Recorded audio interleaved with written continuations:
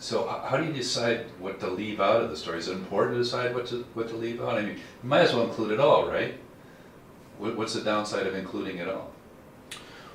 But journalists depend on eyeballs to stay in business, and we need people to read our stories. And when you start getting into territory that people aren't terribly interested in, or that it's information they don't need to know, then that's hampers the story. So I found as I cover science more as I age, I actually add more of the study than I did when I first started, because I think there's a lot of benefit in explaining things like how they did the science. I think that's really interesting to a lot of people.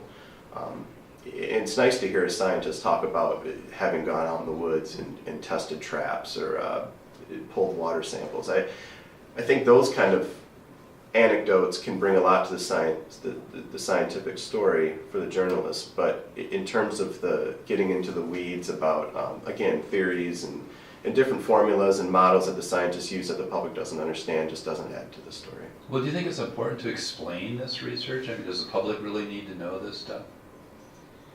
I would argue that. Well, I do it for a living. I think so, because we live in a democracy, and ultimately the people are electing officials, and an informed society is better, in my mind, pretty much across the board.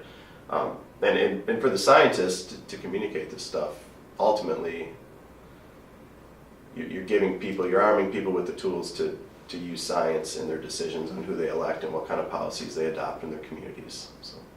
Well, maybe the public's just not smart enough. I mean, you ever come across studies that you just cannot interpret, that you don't feel like you're ever going to resonate with the public, or do you think there's always a story in a study that you can somehow find a connection? I don't think there's a story in every study. I mean, there's a lot of science that finds nothing, or finds the opposite of what they expected to find. But I've never come across a study that was so complex that I couldn't understand, and I don't have a scientific background. It's not rocket science.